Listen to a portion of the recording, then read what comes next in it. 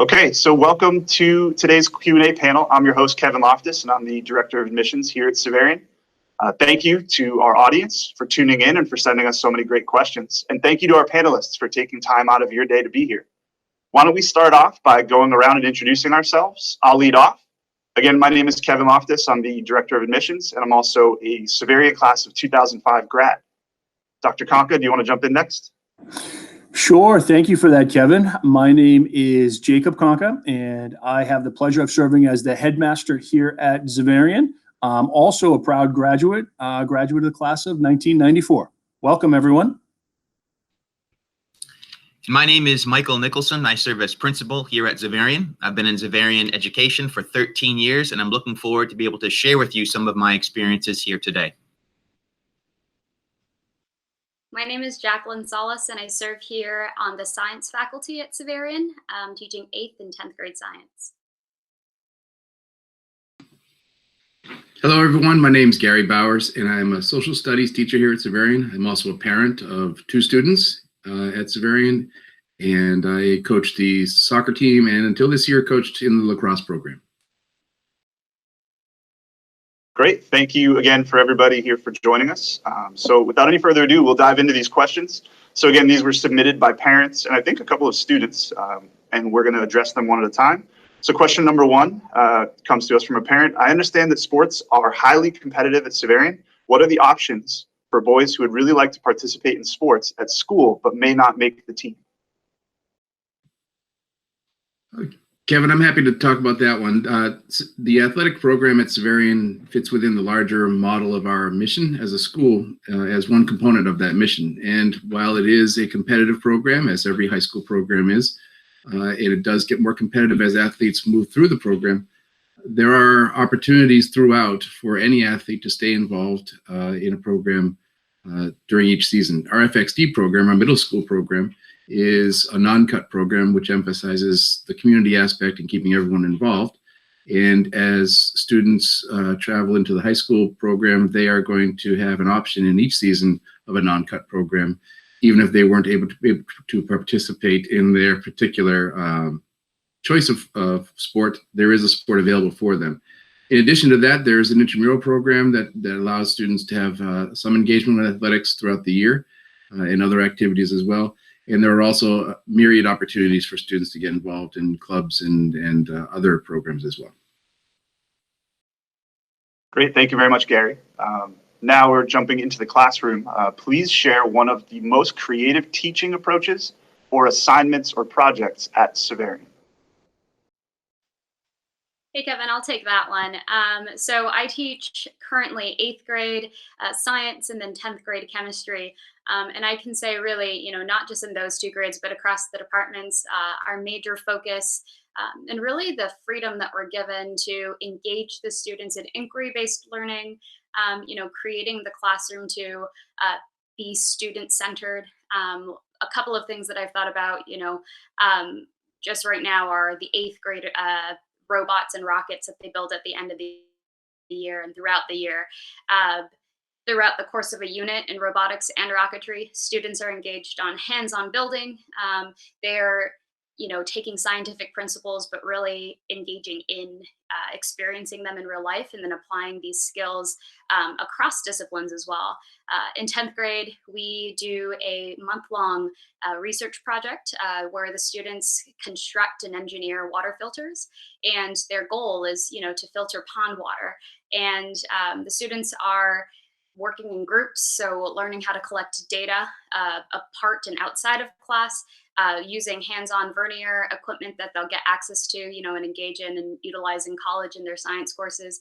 So these are just 2 examples that stick out, but that essentially tell the narrative and help highlight the narrative, what the science department does, engaging students in dynamic ways of learning. That's great. Thank you very much. In the social studies program, also their freshman course is called a human geography course, which is essentially a global studies course, and that course emphasizes an engagement with data and trends from around the world, and that the students have the experience of really getting into the reasons why things like religion are spread the way it spreads, and languages, the origins, and how their families sort of coalesce together. And using that data, they then can draw conclusions and make some predictions, and it becomes kind of an interesting way for them to see the world. And that course is consistently challenging students to do that. And in our other courses, some of the best engagement we have is along primary document lines. Right now, the practical law course we have for seniors, they're each slogging their way through a Supreme Court decision, a current one, and just trying to decode that, understand the basic concept, the philosophy behind having such a precise document for the long term and posterity. For them, it's an incredible journey where they start totally lost, and at the end say, oh, wait a minute, I understand this now. So it's that engagement with the actual core documents across our social studies curriculum, I think, is the best engagement we have. That's great. Thank you both for those answers. Next up, my son is not Catholic. How would he fit in at a Catholic school? Kevin, I'd be happy to answer that question. We are a Catholic community, and it is a question that we get a lot. And so to be Catholic, the word literally means universal. And so from that standpoint, we are open and inclusive of students of all faith traditions and backgrounds. You'll find that a very popular program that we have here is through campus ministry. And when you look at our retreats, our service projects, those experiences through campus ministry, you'll find that they are comprised of students of all different faith traditions and backgrounds. And so we are very much inclusive of all students. We hope that as a community of faith, that once you are part of our community, that you can use us as a touchstone to grow in your own relationship with God and your own faith tradition as well. Great. Thank you very much, Mike. Next up, how do students get extra help from their teachers? Question. I can help out with that question, Kevin. So, one of the unique things that I found, upon joining the Xaverian community is the resources and the access that students have, not only to their teachers, especially their teachers, but to the greater community. So within the Xaverian structure in the course of the academic day, we have department centers that are built into, the physical structure campus, but also students have to follow throughout the course of the day. And these department centers are centralized locations for each department, for each discipline, where a student can find all his essentially teachers, but not just his science teacher, or not just his math teacher, not just his English teacher, but really all the English teachers, all the math teachers, and all the science teachers. And so that's one way students have built in center time throughout the course of an academic day. And then, we often find that students are comfortable coming before, after school, during lunch, as well as their unstructured periods. Great, thank you very much. And I can sort of corroborate there. I lived in the Math Center when I was a student here, so that's definitely true. Next up is about classes. How are students placed into their class levels? Kev, I can answer that question for you. I think when we have this discussion about leveling, we start thinking about it in terms of up and down and higher and lower. And while that might be true to a certain extent, I always like to phrase it in terms of what is going to be the right fit for my son in terms of achieving a healthy level of challenge in a class, but also being set up for success. So as we look at how we place our students, we look at a couple of different factors. We look at his report card grades. What do his prior grades tell us about his academic ability to date? We look at his entrance exam scores. How does he score on the test prior to beginning at Xaverian? And we also have him take placement tests, right? In grade 7, that's for math. Grade 8, math and a language. Grade 9, math, language, and science. These placement tests are written and graded by Xaverian teachers and administrators. And so we really want to get a good sense for where is your son going to be most successful and appropriately challenged as we place him in the best possible level. Great, thank you very much. Next up, many schools, including public schools, offer a strong opportunity for students. How does Xaverian separate itself amongst the other options in the region? And certainly there are a lot of options in this region. Kevin, I'll take a stab at this question. And actually it's a very good question, and I'd answer it in a couple ways. The first is with regard to academics. I think you'd be hard pressed to find an academic program here at Xaverian that is weaker than others, let's say. I mean, our program is such where we have students who will take classes beyond the advanced placement level simply because their intellect and their academic ability demands it. So there's certainly a rigorous academic experience here at Xaverian that rivals any other experience you'll find. Also, we believe very strongly, Kevin, in the power of relationships. So here at Xaverian, you'll hear this phrase. It's called enduring personal relationships. In many ways, our teachers and our students are in relationship with one another in such a way that it maximizes a student's ability to grow. It's almost as though it's a partnership. It's a teamwork approach. And we find that our boys really thrive in those relationships. It helps bring out their best selves. The third thing actually that I would talk about is I'd phrase it, Kevin, as education with a soul.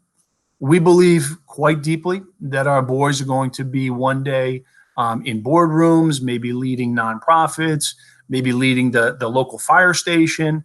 And in those arenas, so to speak, they're going to make decisions that impact others. They're going to make decisions that ultimately are of service to others. So in addition to all the academic preparation and the college preparation, we also work quite hard to prepare our boys to make ethically sound choices, choices that are rooted in a moral compass, so that as they go out into the world, not only are they doing things that work for themselves, but also doing things that work for others. And the final component, here at Xaverian, everybody on this call knows we have over 10,000 graduates in the world. We're very attentive to our alumni population. In our alumni population, whether you find them in Boston, New York, Miami, Chicago, they do in many ways support one another, look out for one another, network with one another. And that's something that certainly, Xaverian can provide, and I'm not so sure that many others can. So in that way, that is how, Xaverian's experience is different from others. Thank you, Dr. Konka. And talking there about Xaverian graduates, that kind of dovetails nicely with this next question. Upon graduation, what things signify a successful Xaverian experience? Kevin, maybe I can speak to that as a graduate and as a parent. What I hope for my boys, the obvious measures are things like success in college and academic preparation, and being able to have the skill set that's going to allow them to succeed in a variety of circumstances. And I feel confident that our curriculum and our community provides that base competency.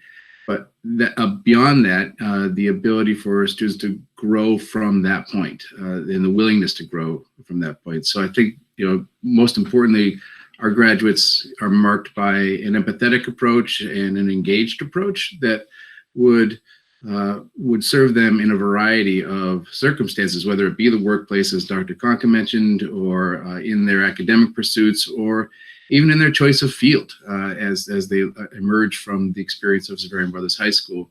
It creates this foundation, I think, that allows them to see the possibilities before them. And I think that's really a powerful realization that both the students as they head toward graduation and parents have in those weeks of as the year comes to an end in senior year, that look at all the possibilities that are before us, and many of those are rooted in the experience and the skill sets that were built, I think, in our walls here. That's great. Thank you for that, Gary. Next question. What electives can students take at Xaverian? Hey, Kev, that's a great question. Part of our mission, as we know, is to educate the whole person. During our session here today, we've heard a lot about how we do that in many different ways, physically, emotionally, academically. And I think the electives are certainly part of that conversation. We have a rigorous core academic curriculum here that you've heard about in pieces today, but we also have 47 different electives that a student has potentially to take while they are at Xaverian. Everything from anatomy and physiology, forensic, topics in the 21st century, multivariable calculus, and the list goes on and on and on. The point being is that as a student progresses throughout their Xaverian education, there are multiple opportunities for him to take these elective courses that might speak to an area that he is personally interested in or wants to learn more about. I would also add that new next year is the ability for a student who plays an instrument to participate beginning in grade 7 and go uninterrupted all the way through the time he graduates Xaverian. That's something new and something we're excited about. So again, the larger point being, as we seek to educate the whole person, there really is something for anybody and everybody here at Xaverian. That's great. Thank you, Mike, and thanks for sharing that news about the music program. That's really great. I think we have time for one last question here. This is a question that I'll kind of prompt all of you to chime in on. The question is, what makes Xaverian unique?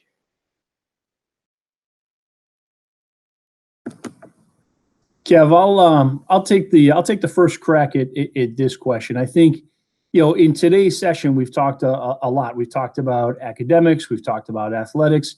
One thing we really haven't talked too much about is our parents. And I think, here at Xaverian, we believe quite strongly in the partnership with parents. And parents are a tremendous resource. They're a tremendous asset to what we do here. So it's, customary that you'll see parents on various committees in the school, whether it's helping with functions, whether it's doing hospitality, whether it's helping with open house or our admissions events. We'll also see parents involved in the school through our parent council. Every parent, simply by being a parent of a Xaverian student, is a member of that parent council. And in that avenue, they can actively be involved in the life of our community. So I think that's a differentiator for us. We do have a very strong partnership with our parents, and in many ways, it helps translate to a great academic experience for their sons.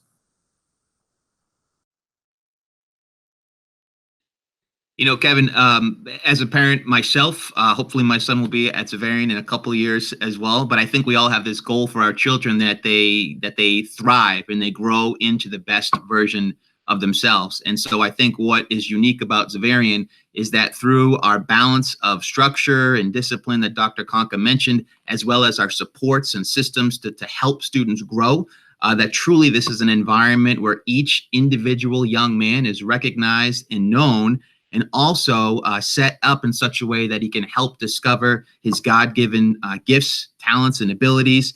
And he'll be in a community where those things can thrive, both with his teachers, with his friends, and in the relationships that he will make as part of the Xaverian community.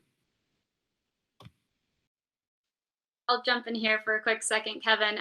The one word that sort of sums up all the words that I want to say is partnership.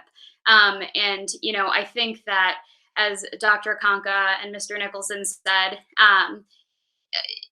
from school to home, internally, faculty to student, faculty to faculty, admin to faculty, staff to faculty, you name whatever direction, any two groups or populations of people. I think at the center of everything that we do at Xaverian, relationship is at the heart of everything. And I think as a result, through that relationship, a partnership emerges. And particularly in an academic setting at Xaverian, in our academic setting, we are doing with. So we are working with and doing with the students, doing with other faculty members, working with and doing with the administrative and staff members. And so I think that sort of ideology on how we do what every other school does, right? Because it's not the what that we're doing, but I think the how Xaverian does it is the key separating factor and distinguishing factor that really does make the school community stand out among, other great establishments that we all know exist. And I guess maybe I would just add, I've always thought that the Xaverian's key strength is the ability to maximize. That's Dr. Conklin used that word earlier, and to tease out from each individual student in a way that's appropriate for that individual student their best and their best self and their best amount of progress, or whatever that happens to be. My colleague Dan Scanlon, who also is a social studies teacher, says this beautifully when people ask him this question. He just says, people are nice to each other. And that if you really think about the layers of the word nice and what that means in an academic setting, and what that means as far as, you know, challenging and really pushing people and knowing where that maximal effort is going to come from. And that's what professional teachers do. And that's what I think we do really, really well here as a community. And just, I would also add that professionally, that's been the case for me as well throughout my time here. I've been here 29 years. And I've always been pushed to change my methods to be appropriate to each student, and to change my methods to be appropriate to the times, including, you know, exciting ventures like adding computers to the classroom and the makerspace and all these wonderful innovations that really enrich our ability to maximize and make these guys have the best possible experience they can have and become the most remarkable young men they can. Great. Well, thank you guys for your perspectives there on that question. I think that was really helpful. And thank you just overall to our panelists for being here and for sharing your perspective and giving us your time today. And also thank you to the viewers for your interest in Xaverian and also for submitting these great questions. If there are additional questions out there, we'd encourage you to reach out to a member of our admissions team. And thank you very much for being here today.